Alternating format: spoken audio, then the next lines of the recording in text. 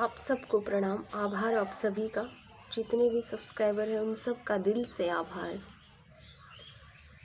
आप सबको गणेश चौथ की ढेर सारी शुभकामना।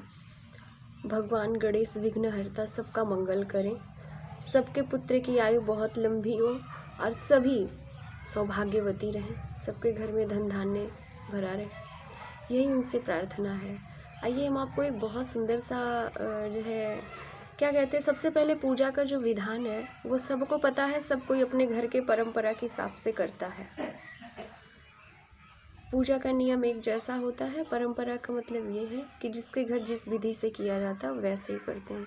बहुत सारे लोग पहाड़ बना के करते हैं, बहुत सारे लोग कुछ करके करते हैं, लेकिन चौक बनाना और चौक पर जो है कलश रखना, कलश नहीं भी रखना तो दीपक जलाना, बिल्कुल सिंपल साधारण जो तरीका है हमारी माँ वगैरह जो करती हैं, चौक बना लेती हैं और चौक पर चौका रखती हैं, रोटी बेलने वाला जो पत्थर का होता है, चौका रखती हैं, उस पर 4 टीका लगाती हैं सिंदूर से, घी से। इसके बाद 4 गंजी रखती हैं, 4 गुड़ और तिल का पिंडी टाइप का जो बनाती हैं उसको रखती हैं। इसके बाद उसी चौक पर चौमुख का दीपक जलाती हैं और वहीं गौरी गणेश रखती हैं। वो ऐसे ही सिर्फ इतने ही साधारण पूजा में इतना ही करती हैं।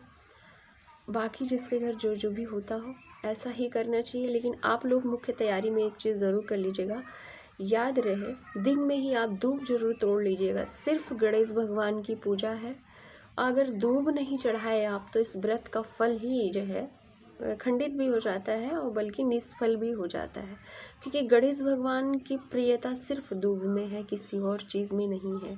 सब कुछ तो मुख्य भोग है उनका, इसमें संदेह नहीं है, लेकिन दूब के बिना सर्वस्व अधूरा है। जैसे भगवान शिव को बेलपत्र चाहिए या नारायण को आप सर्वस्व भोग लगा दीजिए, एक तुलसी पत्र ना दीजिए तो उस भोग का उनके लिए कोई मायने नहीं है। वैसे गणेश भगवान भी हैं, उनको सब कुछ देने के बाद यदि एक दूब नहीं दिया गया तो उन्हें कुछ भी नहीं मिला।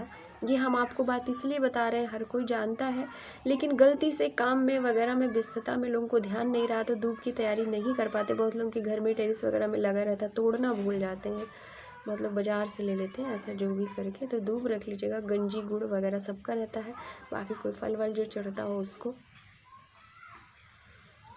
यही पूजा की तैयारी में यही करना है। इसके बाद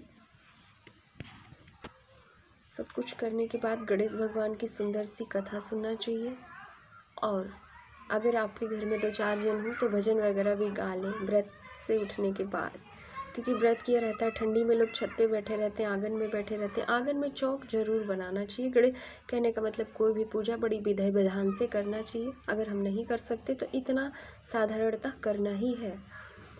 और फूल वगैरह की व्यवस्था, इनको लाल फूल पसंद है और लाल से ज़्यादा इनको मंदार पुष्प बहुत पसंद है। अगर प्रिय मिल जाएगा तो चौथ की पूजा है, पूरे साल में एक बार आती है, तो मंदार का पुष्प आप जरूर तोड़ लीजिए, कहीं से भी व्यवस्था कर लीजिएगा।